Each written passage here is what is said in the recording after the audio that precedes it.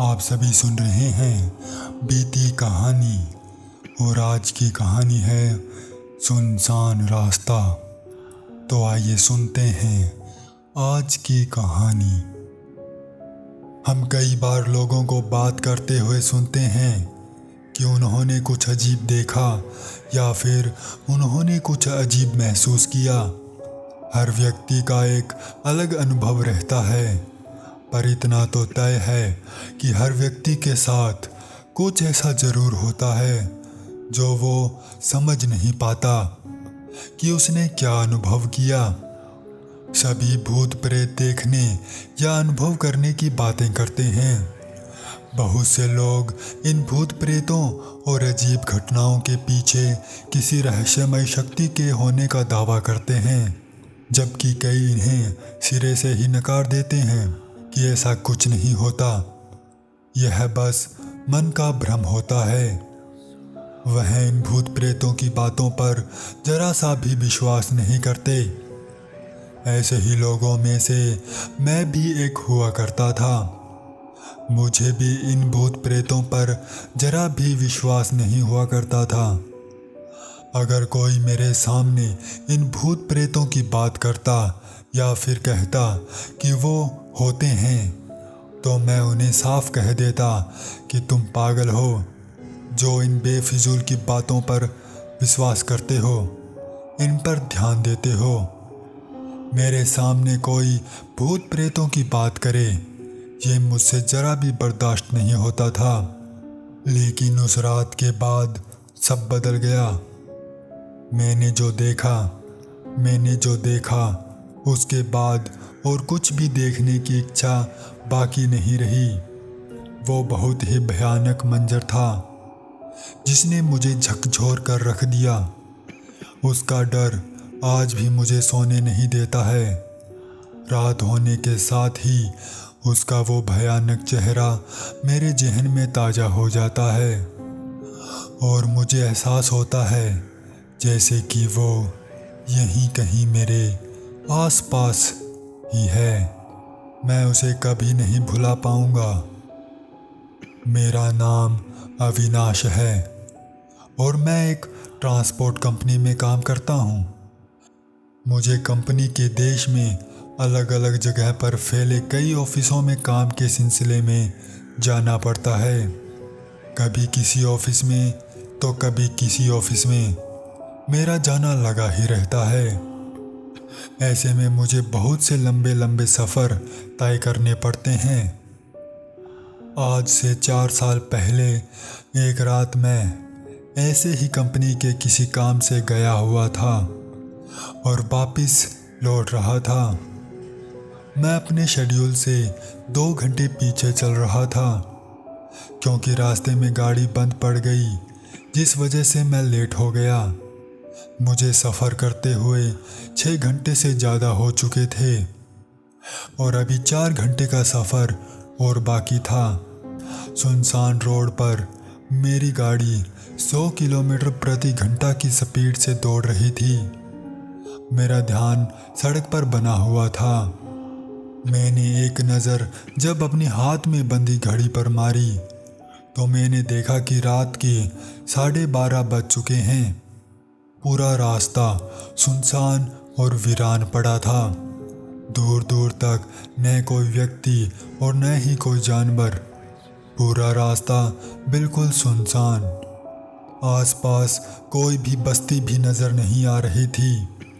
दूर दूर तक किसी शहर की कोई लाइट भी नहीं दिख रही थी। गुप अंधेरे में वह सड़क केवल मेरी कार की रोशनी से ही रोशन थी। रोड के आसपास उगे लंबे लंबे पेड़ आपस में ऊपर जाकर एक हो रहे थे और रोशनी से जगमगा रही सड़क किसी गुफा के समान प्रतीत हो रही थी। मुझे ऐसा लग रहा था जैसे कि मैं किसी अंधकार से भरी गुफा में बस चला जा रहा हूँ जिसका कोई अंत ही नहीं है। मेरी आंखों को भी एक सीमा से आगे कुछ भी दिखाई नहीं दे रहा था। ऐसे ही रात में अकेले इन सुनसान रास्तों से गुजरना मेरे लिए आम बात थी। मैं अक्सर रात को ऐसे सुनसान रास्तों से गुजरा करता था। मुझे न तो किसी का डर था और न ही कुछ होने का भय। मैं अपनी ही मस्ती में गुम, गाड़ी में बजते गानों में खोया, बस चला जा रहा था।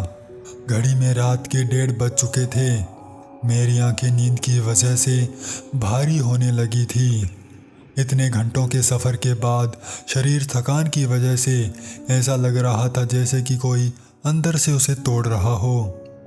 थकान के मारे मेरा बुरा हाल था और ऊपर से रात का वक्त और मैं अकेला। नींद मुझे अपने आगोश में लेने लगी थी। धीरे धीरे नींद की वजह से मेरी आंखें बंद होने लगी थी। नींद मुझ पर बुरी तरह से हावी होने लगी थी। मैंने अपनी गाड़ी साइड में लगाई और गाड़ी से उतरकर अपने चेहरे पर पानी के छींटे मारे, जिससे मेरी आंखों को कुछ राहत महसूस हुई। मैंने सिगरेट के पेपर से एक सिगरेट निकाली और वहीं गाड़ी के बाहर खड़ा हो सिगरेट पीने लगा। मैं आसपास देखे जा रहा था कि तभी सिगरेट पीते वक्त मेरी नज़र एक बोर्ड पर गई, जिसके हिसाब से यहाँ से कुछ आगे एक शॉर्टकट था। मैंने जल्दी से अपना फ़ोन निकाला और मैप पर उस रास्ते को खोजने लगा जो वो साइन बोर्ड दिखा रहा था। मैं यह देख दंग रह गया कि यहाँ से कुछ ही दूरी पर एक शॉर्टकट है और उस रास्ते से मेरा 1 घंटे का सफ़र कम हो सकता है। यह देख मेरी खुशी का कोई ठिकाना ही नहीं रहा। मैं खुशी से झूम उठा और फिर अचानक मुझे ध्यान आया कि यह रास्ता तो जंगल से होकर जाता है। ऐसे में वहाँ से जाना सुरक्षित होगा कि नहीं। फिर मैंने सोचा कि ज़्यादा से ज़्यादा क्या ही होगा, कोई जंगली जानवर मिल जाएगा। और यही सोच मैंने गाड़ी स्टार्ट की और उस रास्ते की ओर निकल पड़ा। कुछ आगे जाने पर मुझे वह रास्ता मिल गया जिसके अंदर प्रवेश करने से पहले एक साइन बोर्ड लगा हुआ था, जिस पर जंगली जानवरों से सावधान रहने की चेतावनी बनी हुई थी। इस बात का अंदेशा मुझे था जो यह साइन बोर्ड बता रहा था। खैर, मैंने उस पर ज़्यादा ध्यान न देते हुए गाड़ी आगे बढ़ा दी। मैंने वह रास्ता तो ले लिया था, पर वह कितना सेफ है या नहीं, यही सोच में डूबा हुआ मैं गाड़ी को भगाए जा रहा था।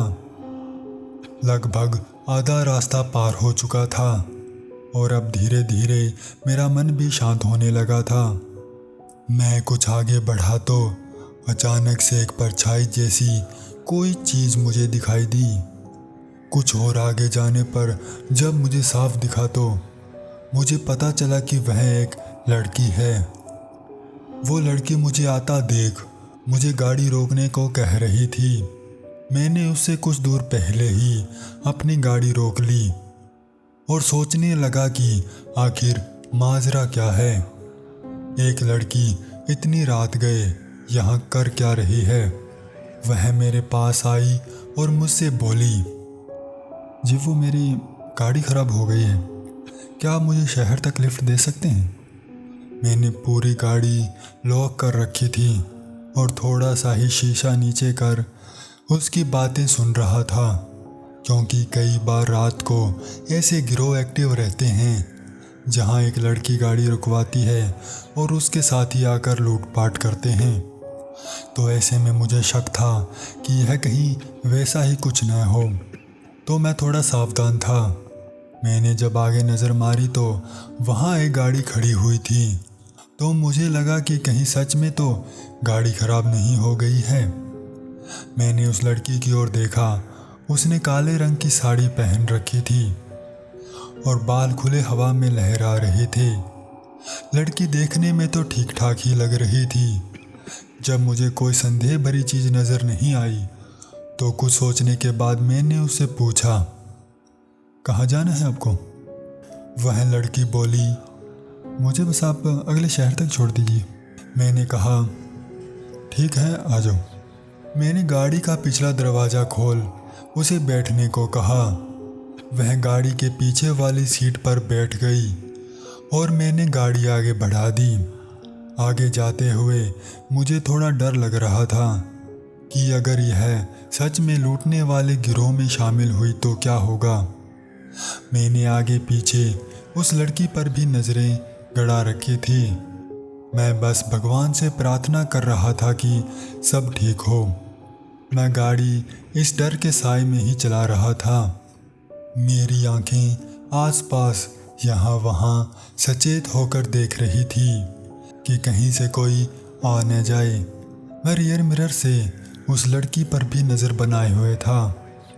अब यह बात उसे भी महसूस होने लगी थी कि मैं उसे बार बार देख रहा हूँ।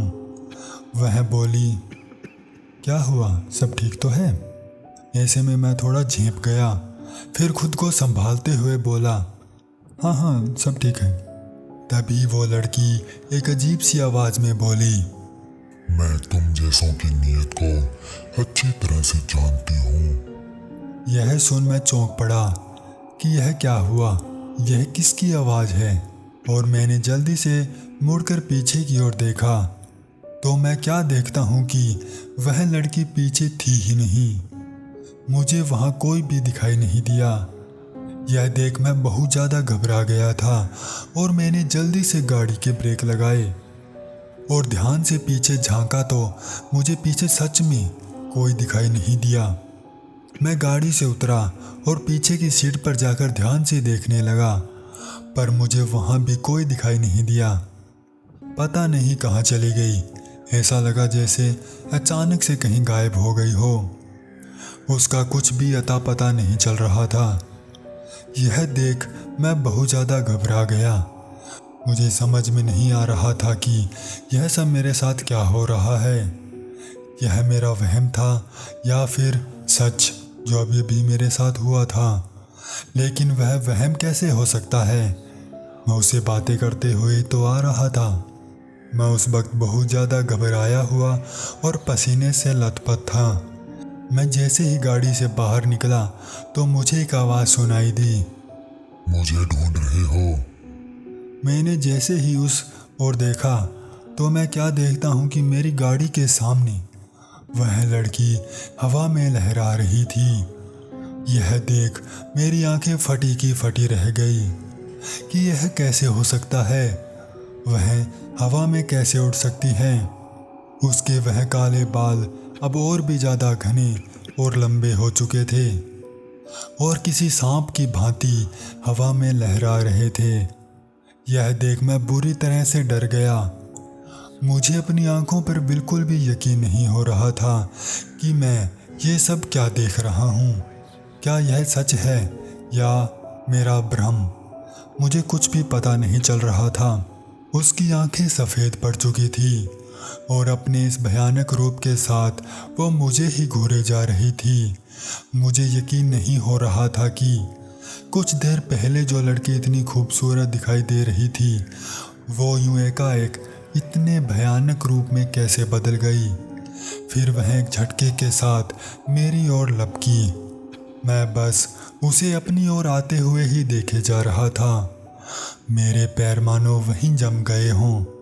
मैं हिल तक नहीं पा रहा था। फिर एक झटका सा महसूस हुआ मुझे और मैं उसके सम्मोहन से बाहर आ गया। मैं जल्दी से अपनी गाड़ी की ओर भागा और गाड़ी में बैठ जल्दी से गाड़ी स्टार्ट कर गाड़ी को भगाने की कोशिश करने लगा, पर गाड़ी उस जगह से आगे नहीं बढ़ पा रही थी।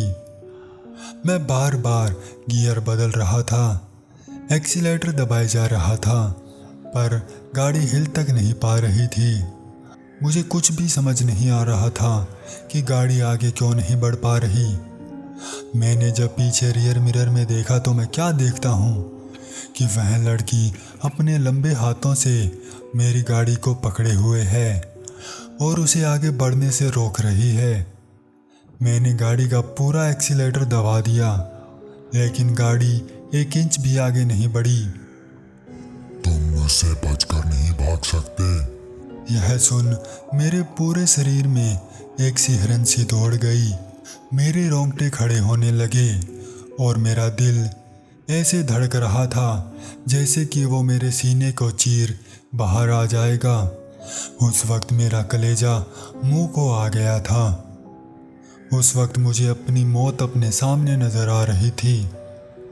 तब मैं सिर्फ यही सोच रहा था कि मैं क्या करूं और क्या नहीं, कैसे जान बचाऊं अपनी इस बला से। फिर वो बोली, तुम जैसे लोग लड़कियों को अकेला पाकर उनका फायदा उठाने की कोशिश करते हो। तुम्हें जीने का कोई हक नहीं। वह गुस्से में आकर गाड़ी को उठाने की कोशिश करने लगती है। यह देख मैं बहुत ज़्यादा घबरा जाता हूँ। मैं गाड़ी का दरवाज़ा खोल बाहर की ओर कूदा और वहाँ से भागने की कोशिश करने लगा। मैं कुछ ही कदम आगे रख पाता हूँ और उससे पहले वह अपने लंबे बालों से मेरे पैरों को जकड़ लेती है और मुझे गिरा देती है। मैं औंधे मुँह ज़मीन पर गिरता हूँ। मैंने खुद को संभाला और जैसे ही पलट कर देखा तो मैं क्या देखता हूँ कि वह मेरी ओर ही आ रही है। मुझे कुछ भी समझ नहीं आ रहा था मैं किस तरह इस बला से अपनी जान बचाऊं। मैं ज़ोर ज़ोर से चिल्लाए जा रहा था कि कोई मुझे बचाओ, कोई मेरी मदद करो, प्लीज़ कोई तो मुझे बचाओ। पर उस सुनसान रास्ते पर भला कौन आता मुझे बचाने। मैं खुद को ही कोस रहा था कि भला मैंने यह रास्ता लिया ही क्यों। लिया तो लिया, उस लड़की को लिफ्ट ही क्यों दी। पता नहीं ये मेरे पीछे क्यों पड़ी है। मैंने तो इसका कुछ बिगाड़ा भी नहीं। मैंने उससे कहा, तुम मुझे जाने दो, मेरी तुमसे कोई दुश्मनी नहीं है। मैं तो तुम्हें जानता तक नहीं, तो भला तुम मुझे क्यों मारना चाहती हो। वह अपनी भयानक आवाज़ में बोली, हर मर्द मेरा दुश्मन है। मैं यहाँ से गुजरने वाले हर मर्द को कभी नहीं बख्शती हूँ। इतना कहकर वह मुझ पर झपटी और अपने लंबे बालों को मेरी ओर बढ़ाने लगी। उसके बाल मेरी ओर बढ़ रहे थे और मैं उसे खुद को बचाने के लिए पीछे हटता जा रहा था, लेकिन वह मेरी तरफ तेजी से आ रहे थे और अचानक वह मुझ तक पहुंच जाते हैं और मेरे पैरों को जकड़ने लगते हैं। उसके बाल किसी सांप की भांति मुझ पर अपनी कुंडली मार रहे थे। मैं खुद को उनसे छुड़वाने के लिए हाथ पैर मारे जा रहा था, पर उसका मुझे कोई फ़ायदा नहीं हो रहा था। मैं खुद को उन बालों के जाल से निकाल नहीं पा रहा था। वह धीरे धीरे मेरे शरीर को अपने शिकंजे में जकड़ती जा रही थी। मैं उसके सामने गिड़गिड़ा रहा था कि मुझे छोड़ दो, मुझे जाने दो, पर इस बात का उस पर कोई असर नहीं हो रहा था। वो बस मुझे जान से मार डालना चाहती थी। उसकी आंखों में बदले की आग धधक रही थी। उसका क्रोध बढ़ता ही जा रहा था। जैसे जैसे मैं उसके बालों में फंसता जा रहा था, वैसे वैसे यह देख उसे सुकून की अनुभूति हो रही थी। उसे खुशी मिल रही थी मुझे तड़पते हुए देख। फिर अचानक उसने मुझे हवा में उठा लिया। उसके बाल तेजी से मुझ पर अपनी गिरफ्त बनाने लगे। धीरे धीरे मुझे दिखना तक बंद होने लगा और अब तो मेरी सांसें भी अटकने लगी थी। मेरा दम घुटने लगा था और मुझ पर बेहोशी छाने लगी थी। तभी एक गहरी सांस के साथ मेरी आँख खुलती है। मेरी सांसें तेज चल रही थी और घबराहट में मैं अपने चेहरे पर और गले पर हाथ फेर रहा था। मैंने आसपास देखा तो मुझे एहसास हुआ कि मैं अपनी गाड़ी में हूँ और फिर मैं जल्दी से गाड़ी का दरवाज़ा खोल बाहर निकला और खुली हवा में आकर सांस लिया। मेरा दिल जोरों से धड़क रहा था। मैं बहुत घबराया हुआ था और आसपास देखे जा रहा था। मैं उस वक्त समझने की कोशिश कर रहा था कि आखिर अभी अभी मेरे साथ क्या हुआ। वह क्या था, सच था या महज एक सपना। कुछ भी समझ नहीं पा रहा था मैं कि मेरे साथ क्या हुआ। फिर मैंने आसपास अपनी नज़रें घुमाई तो मैं यह देख दंग रह गया कि यह वही जगह थी जहां मैंने पहले गाड़ी रोककर अपना चेहरा धोया था, सिगरेट पी थी और सामने वही बोर्ड लगा हुआ था जिस पर शॉर्टकट के बारे में लिखा हुआ था। मैं यह देख दंग था कि यह मेरे साथ क्या हुआ। मैंने आसपास वो सिगरेट खोजने की कोशिश की जो मैंने पी कर फेंकी थी, लेकिन मुझे वहाँ पर वो नहीं मिली। मैंने फिर जहाँ पर अपना चेहरा धोया था वहाँ पर भी पानी के निशान खोजने की कोशिश की, लेकिन वहाँ पर भी मुझे कुछ नहीं मिला। मैंने घड़ी में वक्त देखा तो 3 बज रहे थे। मैं गाड़ी में बैठा और गाड़ी आगे बढ़ा दी क्योंकि मुझे वहाँ और रुकना ठीक नहीं लगा। आगे जाने पर वहीं जंगली जानवरों से सावधानी वाला बोर्ड लगा हुआ था। मैं ये सब देख दंग था कि ये सब क्या हो रहा है मेरे साथ, और वह शॉर्टकट वाला रास्ता भी मेरे सामने था। पर इस बार वह शॉर्टकट लेने की हिम्मत नहीं थी मुझ में। आज इतने सालों के बाद भी मैं उस घटना को भुला नहीं पाया हूँ। आज भी रात को सफ़र के दौरान वह मंजर याद कर मेरी रूह कांप उठती है। उस दिन मौत को इतने करीब से देखने के बाद अब और ज़िंदगी में कुछ भी देखने की हिम्मत नहीं रही। आज भी ऐसा लगता है कि वो वहीं हैं और किसी के आने का इंतज़ार कर रही है। आपको ये कहानी कैसी लगी हमें ज़रूर बताएं।